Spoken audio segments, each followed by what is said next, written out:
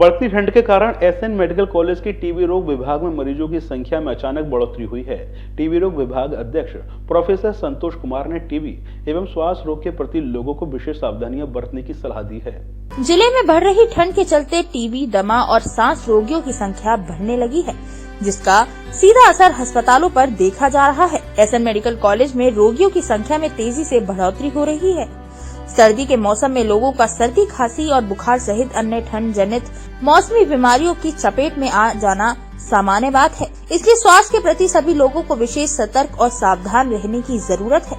ठंड के मौसम में लोगों में टीबी की संभावना काफी बढ़ जाती है, जिससे बचाव के लिए हर आयु वर्ग के लोगों को विशेष सतर्क और सावधान रहने की जरूरत है। बुजुर्ग और छोटे बच्चों के लिए और भी सतर्कता और सावधानी बरतना जरूरी है। सर्दी के मौसम में अधिकतर लोग अलाव का सहारा लेते हैं। अलाव को लेकर प्रोफेसर संतोष कुमार ने बताया कि अलाव से टीबी मरीजों को काफी दिक्कतें होती हैं। अक्सर लोग अलाव में टायर और रबर या प्लास्टिक जलाते हैं, जिसका सीधा असर टीबी मरीजों के स्वास्थ्य पर पड़ता है। वहीं अलाव से उठता धुआं भी टीबी रोगियों के लिए घातक होता है। बढ़ते हुए मौसम का असर सीधे तौर पर टीबी मर्ज के लोगों के ऊपर खासा पड़ता है। आपको बता दें, ऐसे मौसम के अंदर टीबी रोग से ग्रस्त लोगों को भारी दिक्कत का सामना करना पड़ता है। इसके बचाव क्या हैं, किस तरीके से इसके बचाव किए जाएं और लगभग ओपीडी की संख्या और मरीजों की संख्या में कितना डिफरेंस आया है। टीबी रोग विभाग अध्यक्ष हमारे साथ मौजूद हैं, डॉक्टर संतोष कुमार जी, उनसे जानते हैं हम। सर, सबसे पहले तब्दीलियां कितनी आई हैं? गर्म मौसम से एकदम मौसम तब्दील हुआ है, काफ़ी सर्द मौसम है, और किस तरीके से आप लोगों देख रहे हैं तब्दीलियां मौसम की वजह से? जी, आपने बिल्कुल सही पूछा, जिससे कि हमारी जनता को बहुत फ़ायदा भी होगा। मैं आपको बताना चाहता हूं कि पिछले कई दिनों से, जब से हम 1 महीने पहले से अगर जाएं, दीपावली से लेके अब तक दिनों दिन मरीजों की संख्या बढ़ी है। इनफैक्ट अगर हम 5-6 दिन पहले से बात करें तो सांस के रोगी अचानक विभाग में बढ़े हैं, चाहे वो ओपीडी हो या इंडोर हो। हमें ज़्यादातर मरीज़ भर्ती भी करने पड़े हैं।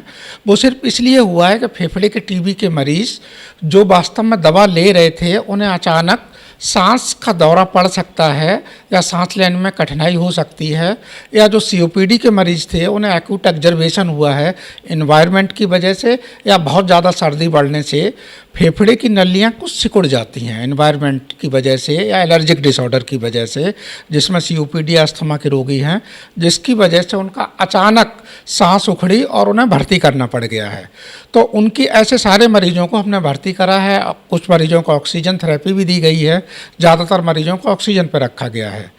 और हालांकि ऐसा अभी नहीं हुआ है कि बहुत ज़्यादा किसी को हाइपोथर्मिया हुआ हो, उसकी वजह से किसी की डेथ हुई हो, ऐसा नहीं हुआ है। सबको कंट्रोल किया गया है। उनके इन्हेलर की डोज बढ़ाई गई है, उनके सांस वाली दवाइयों की डोज बढ़ाई गई है। मेरा सभी मरीजों से एक निवेदन है कि जो टीबी की दवाई ले रहे थे वो नियमित लेते रहें, दवाई ना छोड़ें। अगर दवाई छोड़ेंगे तो बहुत ही घातक होगा। अगर सांस की दवा साथ में दी जा रही है, एंटी एलर्जिक दिए जा रहे हैं, अगर उन्हें इन्हेलर दिए जा रहे हैं, तो जैसे दवा बताई गई है वो समय से लेते रहें। दूसरा, आपने क्वेश्चन पूछा था कि फेफड़े के टीबी के अलावा और कौन कौन से टीबी होते हैं और सामाजिक पहलू क्या क्या होते हैं। तो दोस्तों, मैं भाईजान आपकी बात को बताना चाहूँगा अच्छी तरह से कि जो भी टीबी के मरीज हैं, पहला किसी घर में कोई एक टीबी का मरीज होता है, वास्तव में एक सामाजिक पहलू है। मैं सभी ऐसे लोगों से आग्रह करता हूं, बार बार निवेदन भी करना चाहूँगा कि ऐसे किसी भी मरीज को ये ना समझें कि उसे बहुत ज़्यादा दिक्कत है, वो अछूत हो गया या उसे हम बिल्कुल छू नहीं सकते। नहीं, ऐसा बिल्कुल नहीं करना है। उसे अपने परिवार का अभिन्न अंग माने। आप उसके साथ खाना खा सकते हैं, आप उसके साथ पानी पी सकते हैं। केवल ध्यान ये रखना है कि जब वो खांसते हैं या छींकते हैं, उस समय मुंह पर जो भी घर में उपलब्ध चीज़ है, चाहे वो कपड़ा हो, चाहे रूमाल हो या मास्क हो, वो लगा लें। किसी दूसरे को टीबी नहीं होगी, बशर्ते अगर आप उसे सामाजिक पहलू से अगर बहिष्कृत करेंगे तो ज़रूर उसे साइकोजेनिक बीमारियां होंगी, वो मरीज डिप्रेशन में जाएगा। उन सब से बचाने के लिए आप बिल्कुल उसे अपनी तरह समझें। टीबी सबको होती है, चाहे कोई बड़ा आदमी हो, छोटा आदमी हो। टीबी जात नहीं देखती, टीबी धर्म नहीं देखती। टीबी अब ये भी नहीं देखती, पहले कहा जाता था बहुत गरीबों की बीमारी है। नहीं, टीबी बहुत अच्छे लोगों को भी हो रही है, मिडिल क्लास लोगों को भी हो रही है, निम्न वर्ग के लोगों को भी हो रही है। हमें समझना क्या है, सरकार की तरफ से निःशुल्क जांच की सुविधा है। बलगम की जांच फ्री ऑफ कॉस्ट हमारे ज़िले में हर जगह हो रही है। मेडिकल कॉलेज में भी हो रही है। जीन एक्सपर्ट की भी जांच, अगर एमडीआर की टीबी है तो उसकी फ्री जांच हो रही है। हमारे लिए भारत सरकार आगरा मेडिकल कॉलेज में सबसे पहले हम लोगों ने एमडीआर की दवा लेके आए थे 2011 में। ईपी में पहला सेंटर था सर, बताना चाहूँगा आपको, जहाँ पे एमडीआर की दवाइयाँ दी गई थी। तो तब से लेके अब तक हम लोग हज़ारों मरीज टीबी के सही कर चुके हैं। वो 10,000 से ज़्यादा मरीज अब तक एमडीआर के भी सही हुए हैं। बशर्ते सभी लोगों से मेरा एक आग्रह है, मेरा निवेदन है कि सामाजिक पहलू से लोगों को बिल्कुल उसे अपना एक अंग समझें। टीबी का मरीज कोई ऐसा आदमी नहीं हो जाता कि हाँ उससे पूरे समाज को टीबी हो जाएगी।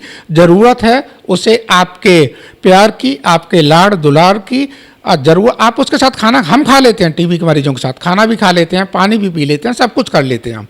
सिर्फ इतना ध्यान रखना है, खांसते समय और छींकते समय मुंह पर कपड़ा रख के खांसें या मास्क लगा के रखें। सर सबसे बड़ी बात, अभी फ़िलहाल की मौजूदा बात कर लें तो सर्दी का प्रकोप लगातार बढ़ रहा है जी।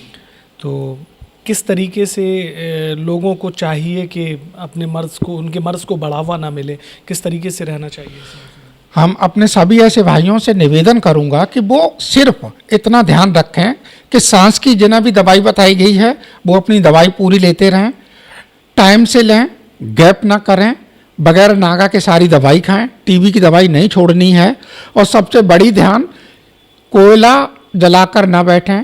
टायर जला लेते हैं लोग, कोयला जला लेते हैं लोग, उससे बहुत ज़्यादा carbon dioxide, carbon monoxide gases निकलती हैं। वो आपको फ़ायदा नहीं करेगी, वो आपको नुकसान होगा। आपको की सांस उखड़ सकती है, आपको सांस का दौरा पड़ सकता है। तो आपको सुबह तो पहले क्या करना है, सुबह इन्वायरमेंट में जब बहुत ज़्यादा कोहरा होता है, धुंध छाई होती है, उस समय इन्वायरमेंट का जो प्रदूषण लेवल होगा वो बहुत निचले स्तर पर होता है। तो उस समय आपको घूमने नहीं जाना है। धूप निकला है उसके बाद ही घूमने जाएं। भीड़ भाड़ वाले इलाकों में ना जाएं। चाहते हैं तो मास्क लगा के जाएं, ज़रूरत पड़े तभी घर से निकलें, अन्यथा घर से ना निकलें। सर्दी से अपना बचाव करें और प्रदूषण से भी अपने आप को बचा के रखें और दवाइयाँ नियमित लें। देखा आपने, मुख्य तौर पर डॉक्टर साहब ने कुछ चीज़ें बताई हैं जो अपने आप में बहुत महत्वपूर्ण हैं। अलाव जो लोग जलाते हैं, अक्सर उस अलाव के अंदर देखा जाता है लोग गाड़ी के टायर या रबर डाल देते हैं या फिर कुछ ऐसी चीज़ें डाल देते हैं, उसमें से इस प्रकार का धुआं उठता है, वो सीधे तौर पर शरीर को इफ़ेक्ट करता है, जिससे लोगों में रोगों की जो क्षमता होती है वो बढ़ जाती है।